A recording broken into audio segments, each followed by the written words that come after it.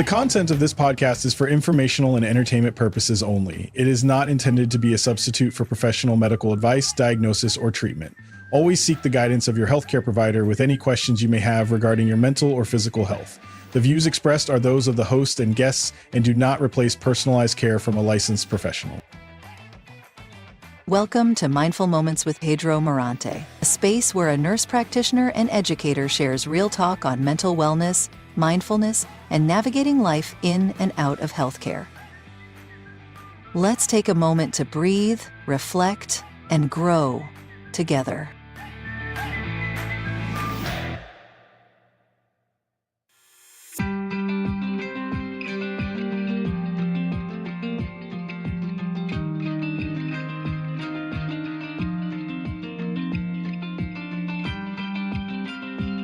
It's very important, guys, to start slow, go steady. No, it's not a fast race. We're all in this together. There's a lot of anxiety, depression, and PTSD going on. So just need to make sure that our message as a provider is heard by our minority patients, making sure that we are here for you.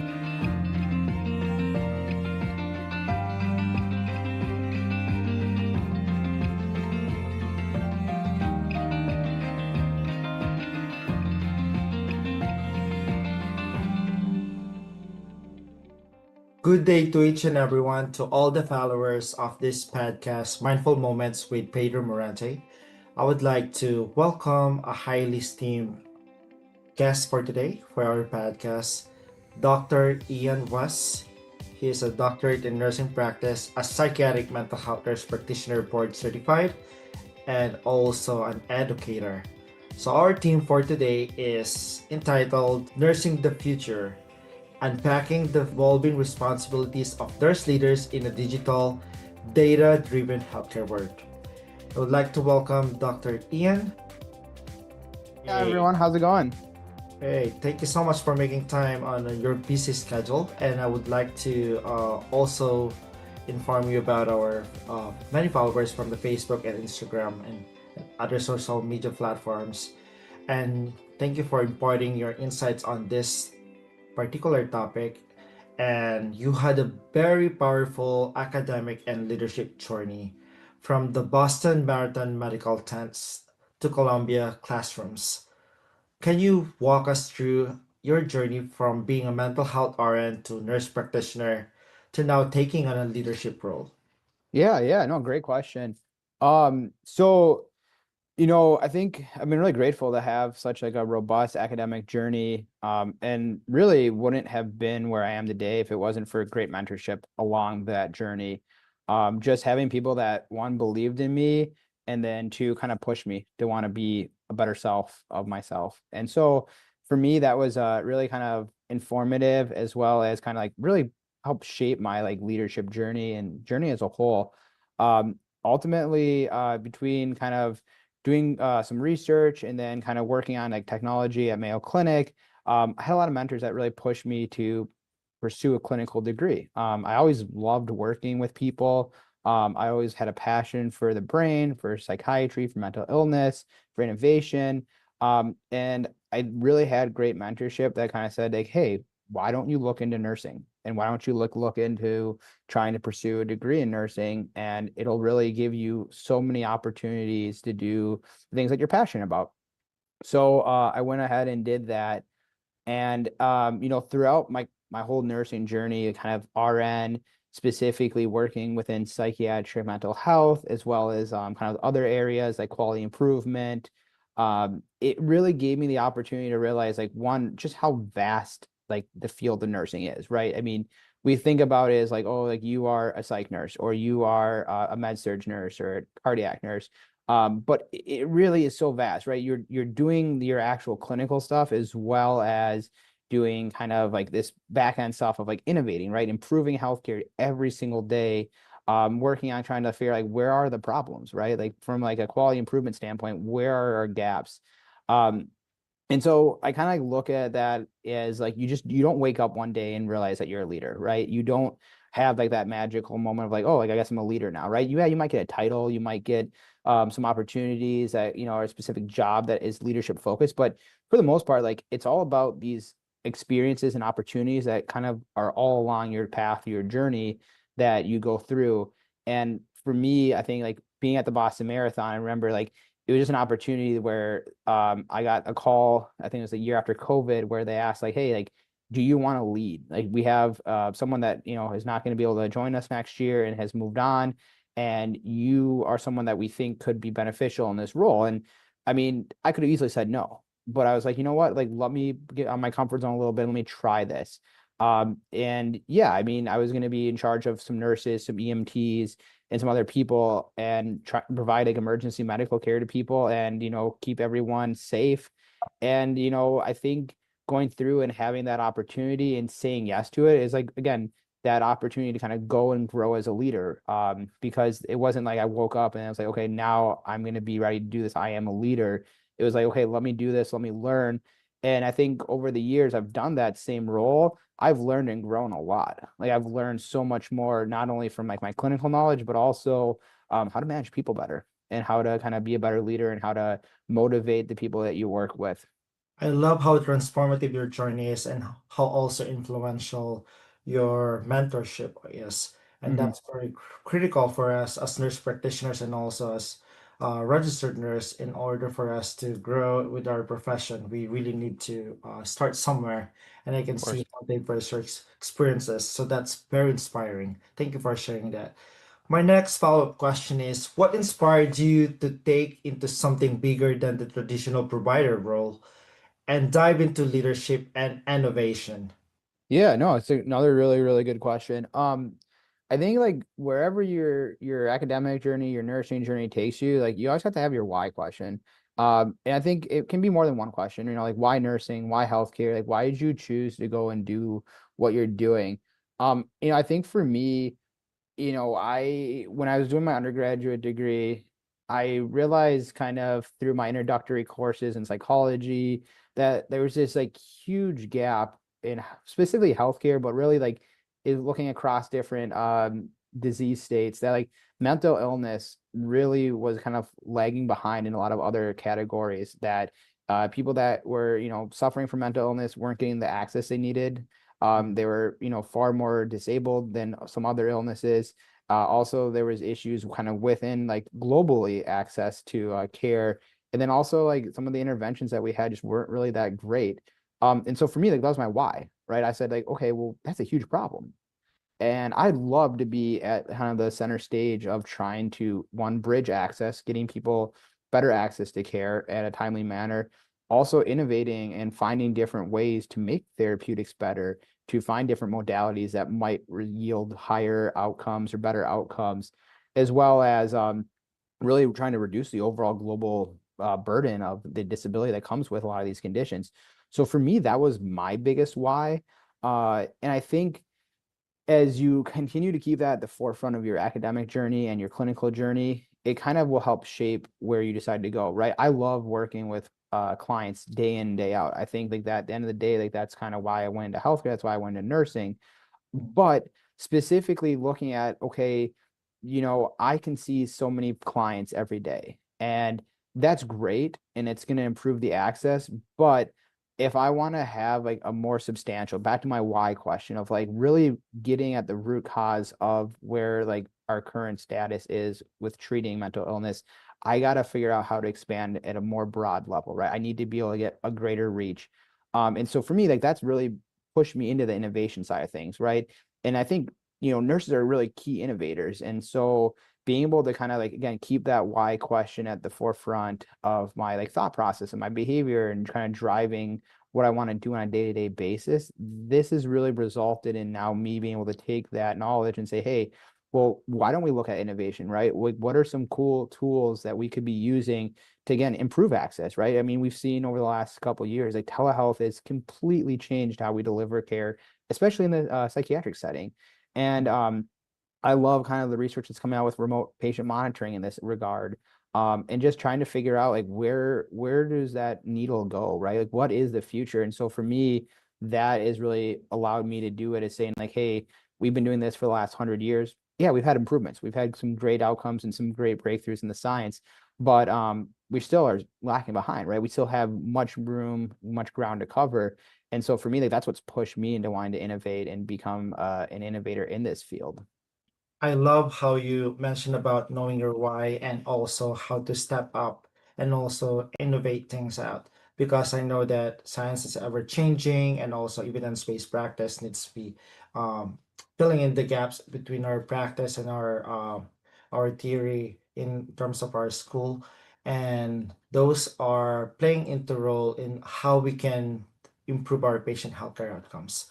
So my follow-up question to you is that how did your mental health background influence your leadership lens? I mean, I'm biased, but I think like sometimes, being in the field of mental health, we tend to be like the caring, leaders, right? We want to like make sure like not only are, people we're trying to serve doing good, but also the people that work for us or, that we're trying to help solve these problems in keeping everyone healthy. And so I think with that specifically, I mean, we're seeing a lot of like interesting trends kind of within mental health. We still know that there's a lot of clients that still are having not good access to care, right? We know that that's a trend that we're seeing across the board. And I think we oftentimes, like, I'm originally from the Midwest, so oftentimes people think about like rural and difficulty getting to a provider. It's an hour, 2 hour drive. But I also have done my clinical training in New York City, which is the biggest city kind of in the United States. The urban density is immensely, but still having a huge access problem here, right? So like two different worlds, but again, the key variable of access is still like at the forefront. And that also includes, the people that you work with, right? So making sure that like you take moments to say, hey, like, if what we're trying to solve is access, and that's hard for the clients that we're working with, but also the people that maybe work for us, that problem isn't maybe that much different, right? They might still have a problem with access. And so kind of keeping that at the kind of the forefront of your mind and thinking about, okay, like, how do I improve access, not just for the people that we're working with, but also the people that work for me and, people that I work with on a day-to-day basis that we need to carry out this goal. Again, I'm really optimistic because we're seeing a lot of really good trends. I mean, we still know that there's a nursing shortage, not just domestically, but also globally. But we're seeing, especially here domestically, that there is an increase in nurse practitioners, right? So we're getting this really great influx of nurse practitioners that are extremely well trained into the field, which again, I think is going to immensely improve the access variable, but also providing really good care and hopefully a more timely manner, and also reducing some of the stigma associated with it. So I think, being in the field, it's really important to kind of make sure, like, yes, if you're trying to innovate psychiatric, care and all that stuff, that's great. But also don't forget about kind of the people that you're working with from a leadership standpoint. And I don't think this necessarily only applies to healthcare. I think it's really across the board where, you need everything is a team sport, in my opinion, right? There's just very few organizations and jobs out there that aren't. And, if you don't have everyone working at, optimal efficiency, like, you're not going to get the outcome you want. And I think, going across from, boardrooms, from, tech companies to financial companies to healthcare companies, it's so important that you're giving your people, your employees, that your kind of partners that you're working with, like, you're making sure that everyone's checking in and, doing optimal things that take care of themselves. Because these are stressful jobs, these are stressful environments, and it's so easy to kind of neglect that and just assume that like it's part of the role, right? Well, I've looked at a lot of job postings over the years, and like none of them say like, burnout's part of this, right? Like we I don't think I've seen a single nursing post that says like, burnout is going to be, a requirement of this job, as long as picking up this many shifts per month. I mean, it's not there. And so I think we need to start asking ourselves those questions about like, well, why is that happening, right? Yeah, we like the headlines are always about nursing burnout or physician burnout. But also like, it's happening in other sectors too. And I think we got to like start looking at that from like a really a big global lens and saying, okay, well, like we have all these industries. Why are people getting tired of working out, right? What is causing that? Is it work-life balance? Maybe we have had a shift now, post, pandemic into that, like the work-life balance, trying to shift it back, and maybe it's too much. Maybe we move the needle too far. Um, obviously like all these other variables. And so I think keeping mental health and kind of an understanding really at its core what it is. And I think people want to like put into silos like mental health and psychiatric illness. Well, like yeah, like there's interplay between them, but mental health doesn't mean like you have an illness, right? Like everyone has mental health. And I think we forget that in a lot of ways where it's, imagine like what are you doing for your mental health, right? It doesn't mean that you have a psychiatric illness. It means that you're a human and you have anxiety, you have stress, and you got to figure out how to cope with that. And sometimes like coping skills can be improved. That's great. And we kind of like know that the foundation of how we lead, also as a nurse practitioner, at its core, mental health work is really all about leadership, right? We're listening deeply, what else? Navigating complex emotions, building trust in the moments of vulnerability for our patients, and also helping people move from crisis to clarity. And I think that's where the leadership in its purest form happens, right? Also, we are hyper aware about burnout, which you mentioned, stigma, and compassion fatigue, not just among our patients, but also among our colleagues and staff, right? And have a good understanding on how we see the person behind their behavior and basically asking them what happened to them and asking them with a lot of empathy, boundaries, and vision. Yeah, no, 100%. I mean, I think, I'm kind of gonna challenge all your viewers out there. I mean, imagine like, if you're working in healthcare, how often the first thing you do, right? You go in and you want to get that report, that handoff. How are the patients doing, right? Of course, right? That's our job. But at the end of the day, like, have you even asked how the nurses that are working for you, how the techs, how the physicians, how the other providers are doing, right? Like, we never ask that. We never ask, very rarely do we ask, like, hey, so and so, like, how are you doing today, right? Like, this is your third day in a row. Like, you doing good? You feeling good? And I think, we gotta start doing that. And I'd also challenge like other industries to do that, right? I mean, it's not just healthcare. I think it's so easy to be like, hey, like, how are you doing today, right? What's been going on? Because again, life is complex and people are not immune to that, regardless of what your title is, where your job is. And I think just having those opportunities to check in is so important. And you bring up really good points with that and kind of working to combat burnout as a whole. Thank you for that one, Dr. Ian. And my follow-up question to you is that in this digital information age, the nurse practitioners are no longer just providers of care. We are protectors of truth. We advocate for science and also trusted voices in this noisy world. What do you believe is the role of the nurse practitioners in this digital information age, especially when misinformation spreads faster than science? Yeah, no, that is 100% true. As someone that, goes and tries to stay off social media as much as they can, it's so easy to, get the clickbait. But no, everything, right? Nurse practitioners are really at the core of, in my opinion, this really crucial moment in history. I think we're trained in a really unique way, nursing as a whole, but nurse practitioners specifically, of working with really diverse groups of patients, people that have different ideologies, different religions, different backgrounds.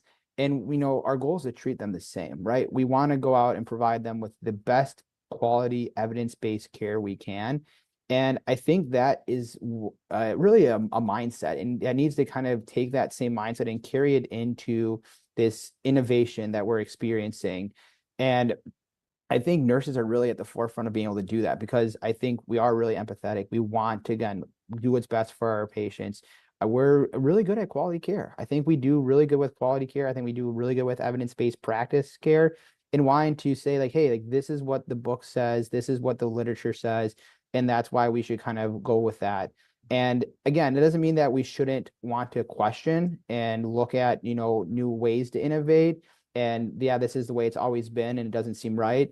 But we also need to make sure that we have that foundation, because that's what is really going to kind of continue to advance science, right? We don't want to enter into an era where we now feel that no science can be trusted, right? And I think, unfortunately, like over the last 4 years, we've seen that, right? We've seen the general public becoming more wary of, what was once, thought of as like the norm is now not.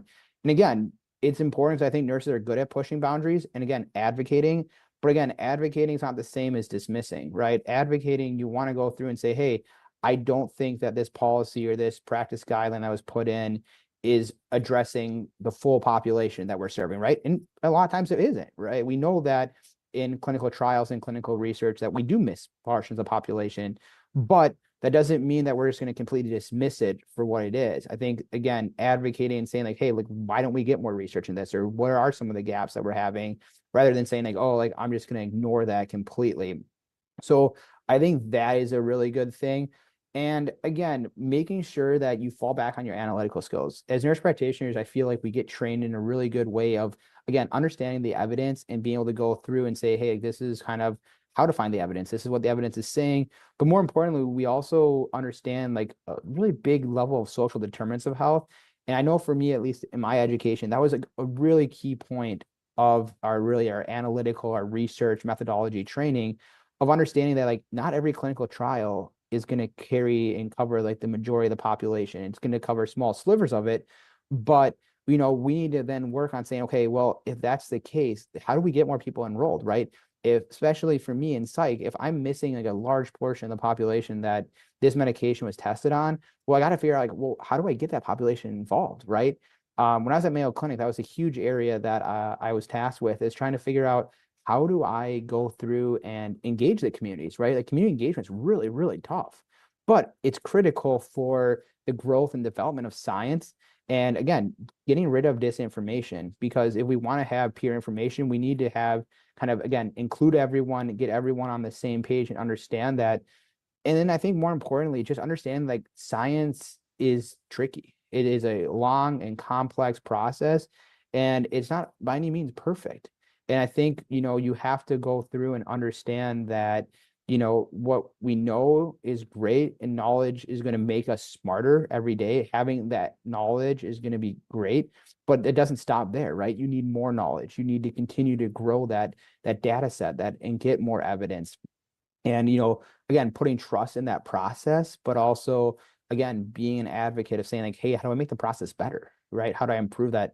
And I think now kind of with AI, with all these new technological innovations we're seeing, like, yeah, like trust the process, right? Trust that these processes are going to work well, but don't, take it at, face value, right? Like continue to want to advocate and say, well, wait a minute, like when they went and did this modeling, did it include this population or did it include that group of people? Why not? Right? Like, what was the reason not to? And then how can I maybe include that population, or how can I get that population to want to buy in? And again, I think a lot of it, what you were saying earlier, is listening, being able to listen. We like as providers to talk a lot. And I think so much of like why I love psych is listening. I like to listen to what clients are saying and what people are saying. I love how you emphasize on those particular topics about championing digital empathy, combating misinformation. I think we also need to be proactive, not just being reactive, right? Creating contents, engaging online, and meeting people where they are on, particularly in the phones and their feeds, are very important. And also, something that I learned also by my practice I want to share to you is like promoting health equity, right? So want to create credible, culturally relevant information that are accessible to especially communities historically left out of the conversation. Yeah. And yes, misinformation may be louder, but truth, when backed up by compassion and credibility, can also be louder still. So, and that's the lane where I think the nurse practitioner should belong. Yeah, and I think, I think what's also unique about our education is that, we're kind of put into a position where like we expect not to know everything, right? Mhm. And, not to, draw a contrast with other forms of education for different like specialties, but I think a lot of times clients really appreciate that. They appreciate when you say, I don't know. I don't have a good answer for you. Because a lot of times, everyone wants an answer to something, but unfortunately, that's not the way the universe works, right? Like, you don't know the lottery numbers. You don't know if this med's going to be better, for sure than that med. And so I think sometimes being able to like just be a human and just be able to say like, yeah, I don't have a great answer for you.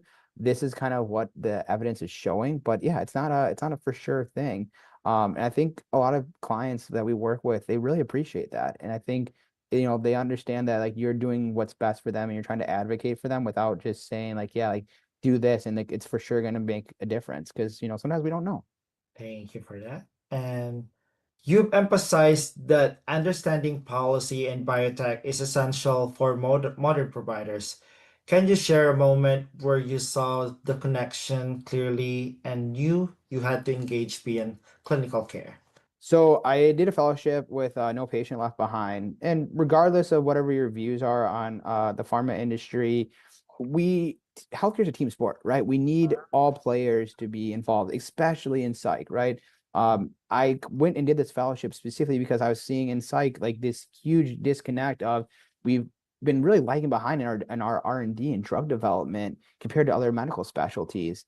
Again, I think there's a lot of reasons as to why that's happening. But as a psych provider, like you want to keep your toolbox as big as possible, right?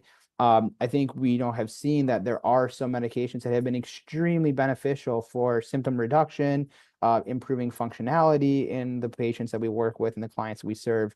But there's also a lot of side effects. And I think, I wanted to go in with the question of like, well, why is the development not happening? Where are the gaps? And how do we go through and improve that R&D process, right?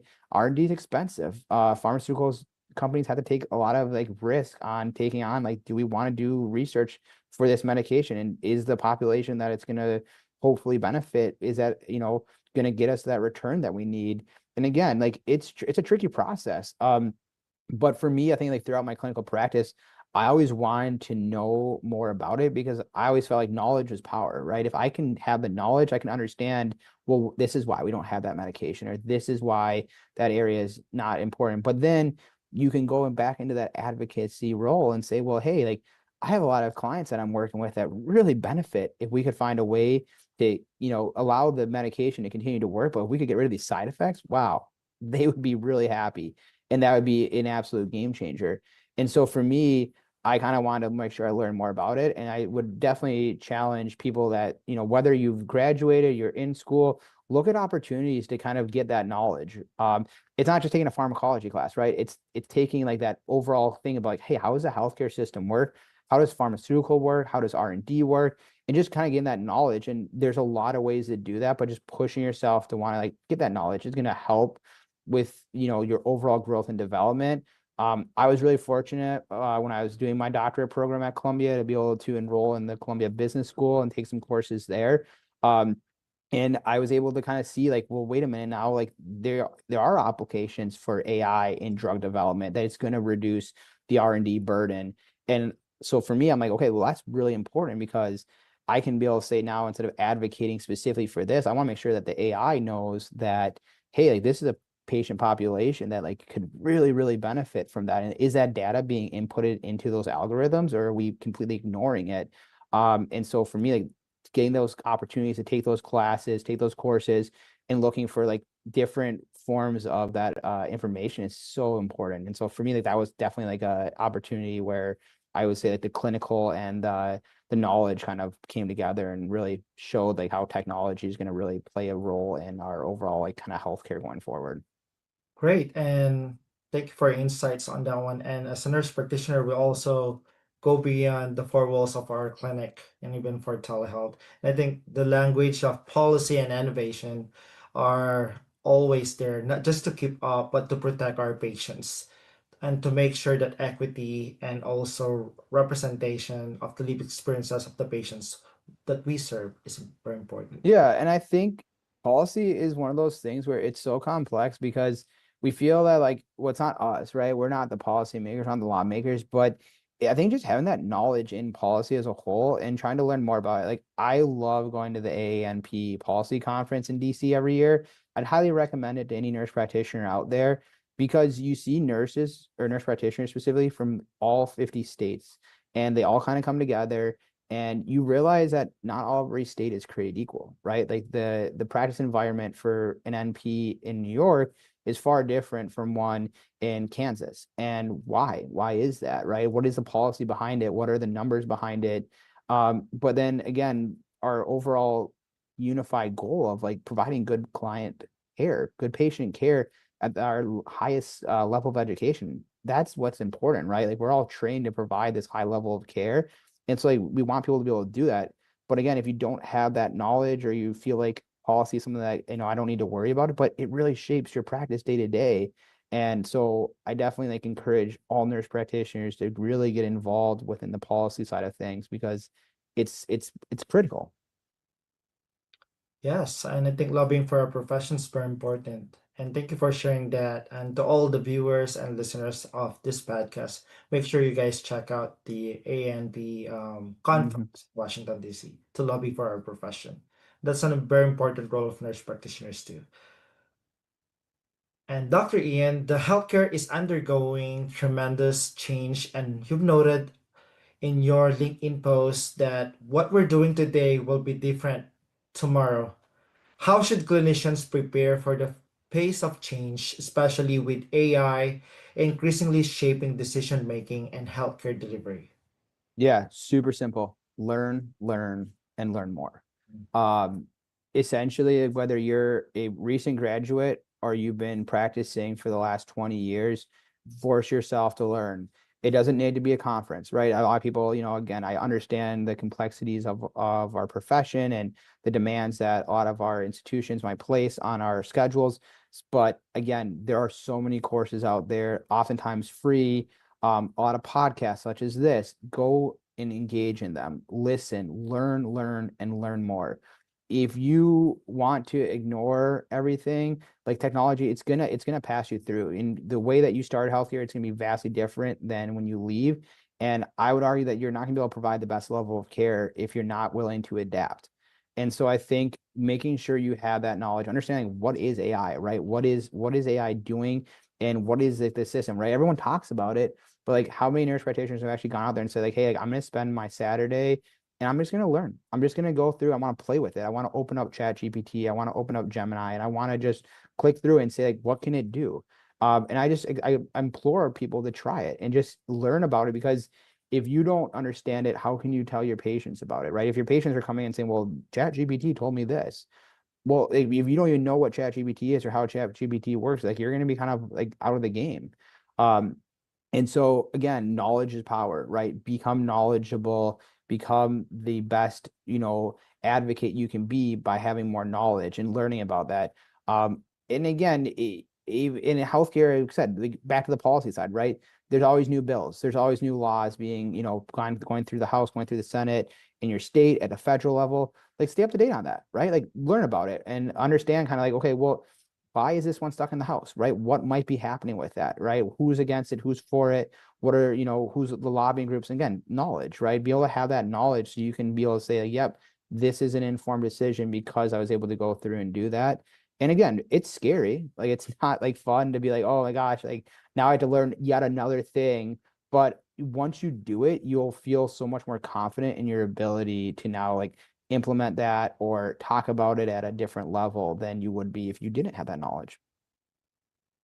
Thank you for your response on that one. And I agree with you. I think as a nurse and a nurse practitioner, we always are yearning for a lifelong learner, and we must embrace this lifelong learning, not just in medicine, but it also in technology, ethics, data, and policy, right? And if you don't understand how an AI tool works, then you can't spot its bias or misuse. So curiosity for me is the new competence. Mm-hmm. I think leading also with humanity and always AI can process data, but we process people, right? So Mm-hmm. as machines get smarter, our role is getting more relational, emotionally intelligent, and also community connected. We're not being replaced, but we're being repositioned. Am I correct, Dr. Ian? Yeah, well, and think about, I mean, again, the information has to get fed in somewhere, right? And so if you're not involved with that process and you're not thinking about it, well, then like you're gonna like have this thing that's gonna come out. And again, yeah, it's not gonna replace you, but at the same time, too, like, is it gonna be a tool that you're gonna use? Well, if you weren't allowed to be involved or you didn't want to learn about it during the development process, well, then like you don't really know what it's spitting out, right? Is it good information? Is it bad information? Is it misinformation? I mean, I think that's why you have to kind of understand it and learn from it. and be able to kind of work through that and understand it, and again, use it as a tool. Great job. And follow-up question for you is, what role do you believe nurses and nurse practitioners should play in shaping, not just to adopting to the technologies and system of the future? I think you just have to be at the table, right? And I think you have to, again, want to like be involved. I think there's so much happening in different fields, and I think people, I mean, my biggest complaint is when I always hear like someone's like, well, I'm just a nurse. I'm just a nurse practitioner. And it's like, okay, so you went to school, you did this, and you provide really good patient care, but like, why does that make you just a nurse, right? Like, you're far more than just a nurse, right? You're a human. You have maybe have a family. You're interested in this. You're interested in that. And so I always try to like empower people to say like, well, what are you interested in, right? Like, you clearly, again, you don't need to necessarily be the CNO tomorrow, but look for that committee, look for that other opportunity, look for that platform that you can say, well, hey, like, I was just a nurse on my unit, but I'm really interested in, this technology over here. Maybe it's a new patient monitoring system. But I want to learn about it. I want to do more about it. And like, oh, maybe there's this group over here talking about it, or company X is interested in, interviewing people that would directly deliver this care, do that. And I think, making sure that you kind of always feel empowered to be what you really are, like what your education prepared you for, right? Yeah, you got prepared to take really good care of, evidence-based care for, the clients and the patients you serve, but you also got a lot of other training that like make you a really well-rounded person, and kind of the ability to become quote unquote like an expert in a space if you want to do that. And I think not letting those barriers stand in your way, right? Again, I think people want someone to invite them in. They're like, hey, like, you're going to be the new informatics officer or something like that. And for some people that might happen, but for a lot of people, you don't necessarily need to do that. Whether, why don't you go talk to your informatics officer, go talk to your CNO or your director of nursing and say like, hey, like, I've been noticing this has been happening, and I really want to be more involved with that and see what that looks like. And that's just at the institutional level. But again, at the policy level, at kind of the advocacy level, the lobbying level, there's just so many different levels that you can get involved in. And so I think you just want to get your voice heard and kind of be in that discussion, that dialogue. Because otherwise it's going to happen. It's going to happen regardless if you want to be involved or not involved. The difference is if you, at least if you're involved, you got, some ability to advocate for like what you think is going to be good. And personally think nurses have really good opinions on a lot of stuff, and they need to be heard more. I agree with you. And nurses shouldn't just be users of healthcare technology, right? We should be at least co-creators or decision makers and disruptors. Mm-hmm. Since we are the largest segment of healthcare workforce, we spend so much time at the front lines with patients, families, and systems. And that gave us an opportunity to be a powerful perspective on what actually works, what doesn't, and what needs to be changed. Yeah. And I've been seeing some really cool trends. Um, there's a lot more nurses and nurse practitioners that are entrepreneurs now. There's a lot more that are doing stuff with tech. And I love connecting with these individuals because it just shows you how broad that field can be, what your degree can do, what your profession can do. And it's so empowering to see that. And so, I always remind people like, there's so many things you can do, right? Like, you have so much knowledge. And I think a lot of times like they're just like, well, that's just the job, that's what I'm supposed to do. I'm like, but remember, I think all that knowledge you have, it's so valuable, right? Like, it's just so much valuable knowledge of like, you've seen this, you've intervened this, you've seen what works and what doesn't work, and like take that and work on innovating. Maybe you're not necessarily the head innovator, but like someone's trying to innovate something, and again, just working on connecting so that that knowledge can be used to really improve healthcare. Thank you so much for that insight. Dr. Ian, how do you stay rooted in patient-centered care while navigating high-level systems like policy reform or biotech innovation? Yeah, no, this is I think for any leader out there, right? Whether you're in healthcare or you're in a different operation, industry as a whole, looking at, again, what are you trying to accomplish, right? I mean, I think about healthcare, it's pretty simple, right? Like delivering high quality care to get people better. And at the end of the day, if you get so far removed from that, it's so easy to forget the why question that we talked about earlier. So it's so important that you go through and you continue to develop those skills, right? I would say go through, for me personally, like I still love working with clients and seeing clients on a day-to-day basis because it allows me to see kind of what are some of the challenges that they're facing. Again, what we talked about earlier with, medication side effects, access to medications, access to getting care, access to getting a therapist. But then also like at the more institutional level, again, when I was doing charge nurse stuff, how is the schedule being done, right? Break here versus break there. Like asking people like, well, why does that make a difference, right? Like being in those trenches and kind of working with everyone on your team and understanding what may or may not be working. And I mean, I think you see some of the greatest CEOs that, are running huge companies. That's something that they do. And I feel like it's a trait that you needs to really be incorporated into everything, right? Looking at like if you're running an airline, right? Riding the airline, understanding the process from like curb to flight to departure to landing, understanding kind of like what does that whole process look like? And from a consumer standpoint, what does that look like?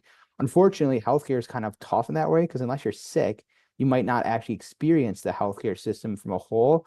But I think the next best thing is again, like looking at it from a really kind of micro level of saying, okay, like this is how the ER is operating, right? Like again, go down there and see what does it feel like? What does it smell like? What are people looking like, right? Are you seeing happiness on people's faces? Are you seeing kind of like burnout and like just kind of despair? Like, what does that look like? Understanding from the customer service side of things, right? How are you engaging with clients at the hospital, right? Like, are they getting their questions answered? Are they waiting in long lines? Discharge planning, on in the unit. I mean, like, everything. I think you have to kind of be in the trenches. And again, you're never going to be able to spend all your time there because you're still trying to do leadership initiatives at a big level. But my best advice is like, don't get stuck in spreadsheets, don't get stuck in PowerPoints and like talking to different people about like big initiatives. Like important parts of your job, but don't let that become your only job, right? Continue to understand what are you doing, right? Like what is the overall goal of those tools trying to get at? Again, if it's a financial problem, like understand, like, well, where's that financial problem coming from, right? And what does that look like from that micro level instead of always looking at the macro level? Great. Thank you so much for your insights on that one. And I think staying rooted in our patient care while navigating high-level systems like your policy or biotech means never losing sight of who the system is supposed to serve.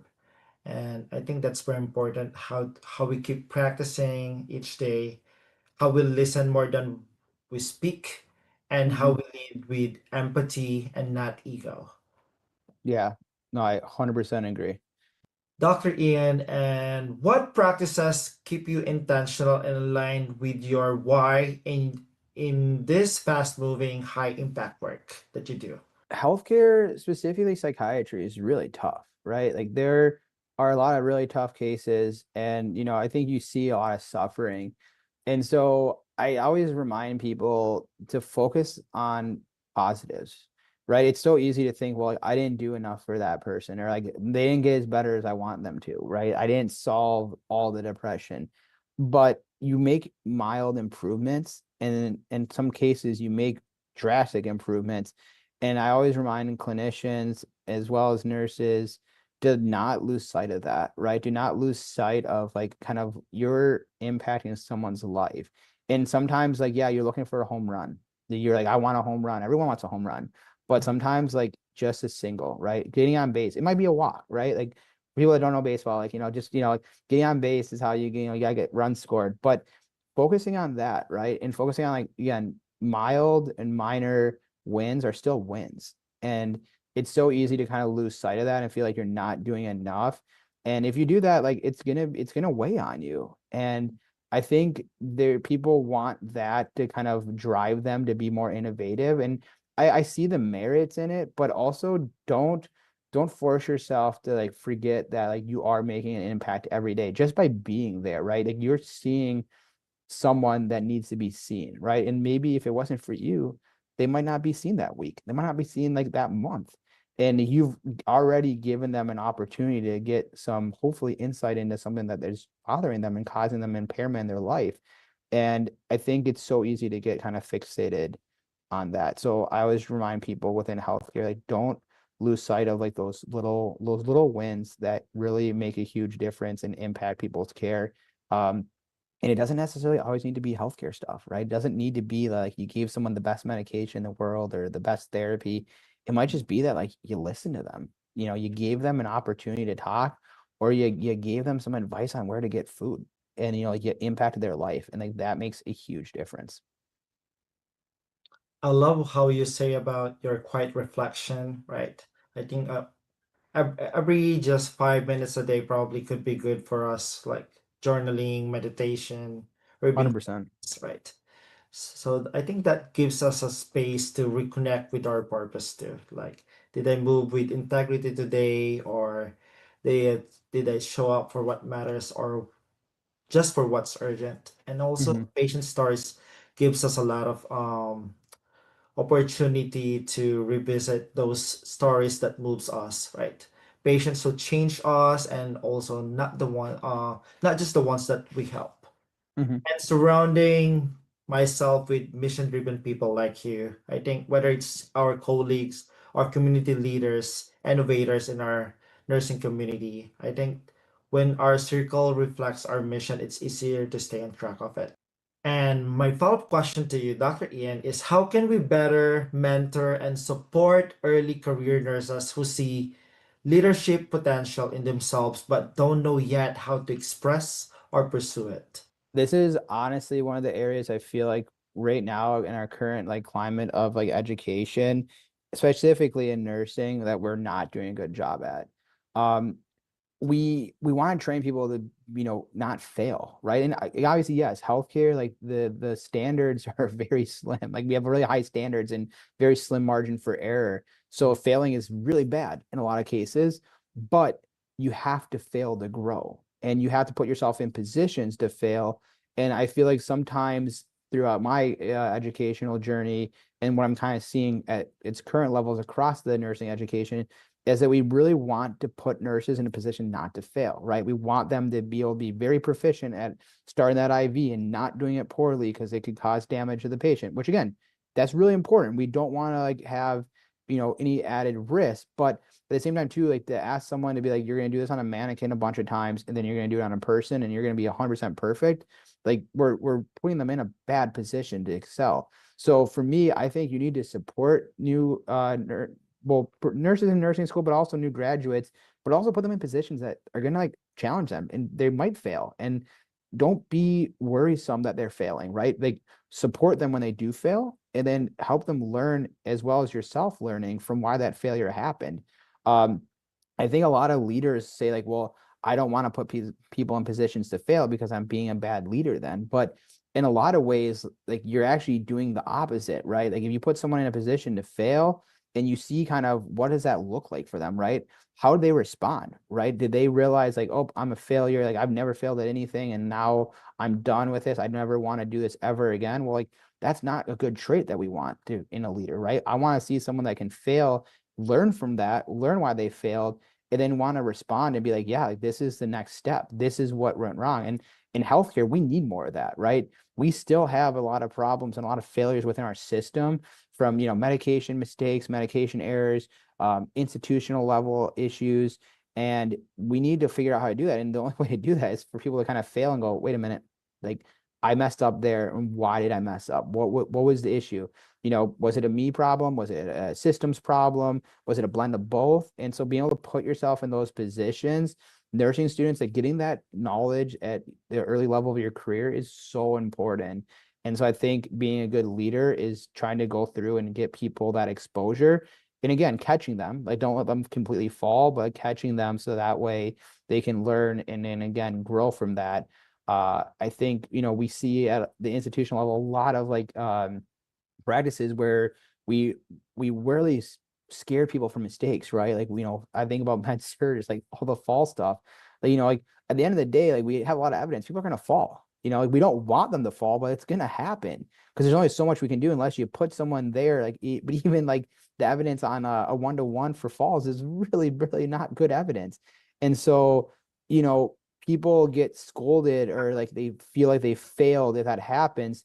But again, I look at it as like, well, wait a minute, like, okay, so like one of your patients fell. Okay, let's first make sure that they're okay and get them better. But I think let's start looking at like again, why did that happen and what could be done differently to innovate to make sure it doesn't happen again.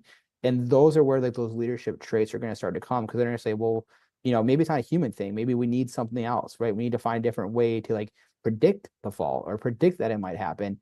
And that, in my opinion, is where again, like that leadership, thought process really starts coming in instead of just being so focused on like not failing, task oriented work. And I think if we keep that trend going right now, I think we're going to see less and less of, these people that enter the workforce that want to be leaders and want to like solve complex problems because you got to fail to solve complex problems, in my opinion. Thank you for your insight, Dr. Ian. And I think the best way also to mentor our early career nurses with leadership potential is at least to see them before they see themselves, right? Mm-hmm. And give them the space, tools, and trust to grow into that vision. And leadership isn't something you grow into alone, but it's something that it's cultivated in the community. So Yeah. if we want more nurses at the table tomorrow, at least we need to start pulling chairs for them today. I've had so many great mentors along the way. And again, it might just be like subtle acts when you're in those positions of leadership, but like working to involve new nurses into stuff, right? Like, I mean, I went through all my clinicals and, you learn the tasks, right? Like you learn how to be a nurse from a task standpoint, but having that nurse manager pull you in and be like, hey, we're going to do like a falls committee meeting, or we're going to do a meeting right now on discharge planning where we're doing stuff that's not working well. Like bring those new nurses into that, right? Because for some of them, they might be like, like this isn't what I want to do. I want to start IVs. I want to be doing pushing meds. But some of them might say, wow, like this is really cool. This is like kind of the behind the curtain level of nursing. And I think as leaders, we can, giving them the opportunity to see that and get exposure is so important. And then again, it'll kind of get their thought process thinking a little bit about like, oh, yeah, like healthcare is really complex. This is like nursing is really complex. It's not just a task oriented job. There's all this other stuff that really goes into it. Dr. Ian, I know you're also involved with different things that you're doing. You're a doctorally prepared psych NP, entrepreneur, healthcare strategist, professor. You have a lot of awards with you. Columbia University Campbell Award, Teaching Assistant of the Year, and also an appointment as an instructor at Mayo Clinic in the psychiatry. For all the listeners and viewers of this podcast, if if there's one thing I hope that you take away from this conversation that we're having right now, what will it be for you? Yeah, like I said at the beginning, you don't wake up one day as a leader, right? Push yourself, take opportunities, right? Get yourself out of your comfort zone, where that might be. It doesn't need to be dress stuff. You don't need to, be like, I gotta go take this new job. But again, like sign up for that committee, sign up for that conference that you might not know anyone at, you might not know the topic well. Put yourself in those positions because you're going to continue to grow. Not all nurse leaders have titles, right? I would argue that most nurses and nurse practitioners, they have a lot of leadership traits. They just don't realize that they have them. And you can't always be waiting for that title to come because unfortunately, like it's a numbers game. There are only so many CNOs that the country needs. But the traits that CNO has, you also have. You just don't realize it. And again, put yourself into that position to again feel uncomfortable, be in a position that you can advocate, you can gain knowledge, you want to continue to gain knowledge, and work through that. And again, also understand that like leaders are all different, right? Not every leader is the same. We've all had our leadership classes and know the different styles of leadership, but some of the best leaders I've had are just the ones that lead by example. They're not the loudest in the room. They're not going to talk a bunch. They just go out and they do their job and they really improve healthcare on a day-to-day basis. And so don't get caught up in like, oh, I have to do this to be a leader. I have to do that. Just do the things that you think are important. Your why question, right? If you can stick to that, you're going to get to where you want to be. I think that is kind of one of those big things. And then for leaders that are already there, like I said, we kind of talked about throughout this whole podcast, there's so many different things changing right now in healthcare. Being from the Midwest, one of my favorite movies, Ferris Bueller's Day Off. I think this kind of sums it up well. Is healthcare is changing and it's changing quickly. And if you don't stop and look around, you're going to miss it. Like you are 100% going to miss the opportunity to innovate. You're going to miss the opportunity to be involved with the future direction of healthcare. So again, you have to stop. You have to get that knowledge. You have to continue to think about why is this being done this way? Why is that happening? What are the needs, right? Like what, get out of the boardroom and get out in the trenches, see what's going on. And again, if you do those things, like you're not going to miss it. You're going to be there and you're going to say, okay, yes, this is where healthcare's direction is going. And that is where I need to be able to implement my thoughts into that direction. And that would be my advice really for all your viewers. I love how you emphasize on that one, Dr. Ian. And I think we don't need a title to lead, and we don't need permission to make an impact to our community, right? Whether we're at the bedside, boardroom, or behind the scene, our voice really matters. I think stay involved. And this moment in healthcare is calling for leaders who are bold like you, human like you, and grounded in purpose like Dr. Ian. And I think we just need to stay curious and stay compassionate with what we do, and never underestimate the power of one nurse or nurse practitioner to change the system, because we always have the power. Yeah, 100%. Couldn't agree more. And what's next for you 5 to 10 years from now? How do you Ooh, see or envision yourself? And no, it's um, always a fun question. plans or goals that you're doing? Yeah, I mean, like I said, I love working with clients. It's really, I mean, I work in community mental health now. I do a lot of substance use treatment. I love it. Like I love, helping individuals, especially the most vulnerable in our communities. And it really, again, it keeps me super grounded. One of my kind of passion projects, again, growing up in the Midwest, we saw like this access problem to care. And so I really kind of wanted to go out and really develop a company that really works on providing that level of care. So I've started Serenus Health, healthcare. And essentially the goal is to provide really telehealth and ideally brick and mortar type of care to clients suffering from mental illness, really across rural states, but hopefully get expanded to the majority of places. Because as I've talked about, access isn't necessarily just a rural or an urban problem. It's just an access problem as a whole. And so that's kind of one of my projects that I'm working on now. I really want to continue to be able to innovate healthcare. I think the technology that we're seeing coming down the pike here it's really cool. It's really exciting. And I'm really optimistic that it's going to help change outcomes, and it's going to allow for an increase in better medications, timely care, more precision medicine. I think that's going to be really cool, especially in psychiatry, because right now, like we know we need more of that. We need to be able to say, like, yes, this is the best medication at this, dosage, and it's going to really work the best compared to, trial and error that we may or may not see at our current level. And then advocacy. I really, really want to continue to see more and more states develop and build policy around allowing nurse practitioners to really work at their full level of their education. I'm so happy that we're seeing a really nice trend of more doctorally prepared nurse practitioners. And I think this is really kind of goes hand in hand with that level of policy at different state levels. Because at the end of the day, ideologies are really hard to change. But I think we can all agree across different aisles that like we want to make healthcare affordable, really high quality, and accessible. And I am happy to discuss with anyone that I think nurse practitioners have a key role in that across any state within the 50 continental states.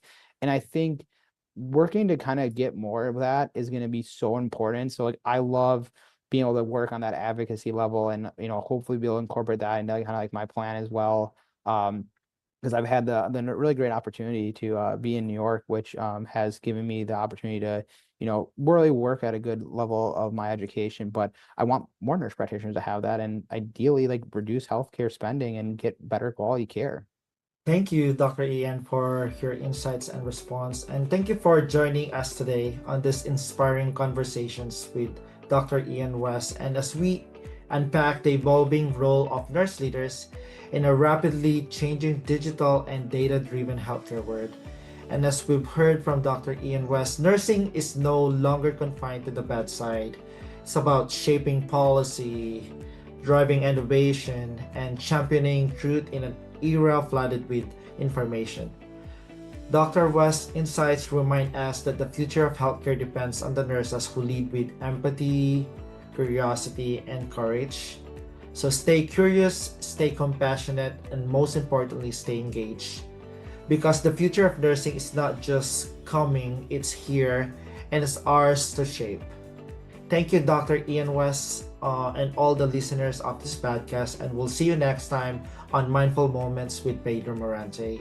Dr. Ian West, thank you so much, and I really appreciate your time and effort on your busy schedule, and thank you for changing the mindset of a lot of our viewers from being negative to a positive mindset too. Yeah, no, I really appreciate you having me on the show, and for all your listeners out there, make sure you go ahead and subscribe. This is great knowledge to have, not just the knowledge I've given today, but all the people you have on the show. I think is just something that is going to help shape your career. So make sure you hit that subscribe button. Thank you, Dr. Ian West. Where can they follow you for your social media or LinkedIn? If you can. Yeah, I'm on LinkedIn right now only. So you can follow me at Ian West on LinkedIn. Always happy to meet with everyone. Send me some messages. I tend to get out of the city a good amount for various conferences, and I really love talking with other healthcare providers, nurses, nurse practitioners, and just people like looking kind of to understand healthcare and change healthcare. So yeah, always happy to talk and just pick brains. It's always fun. Thank you so much, Dr. Ian West. Here you go again. He is a Columbia-trained leader and tech trailblazer. So basically, you guys need to follow him.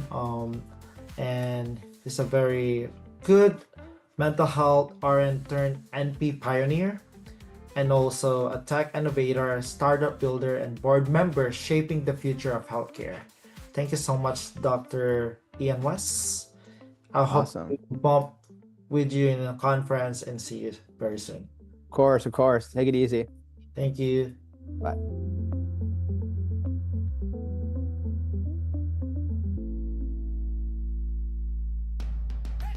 Thanks for listening to Mindful Moments with Pedro Morante. Be sure to follow the podcast so you'll never miss an episode. If you find value in our time together, leave a quick review. It helps more people discover the space we're creating.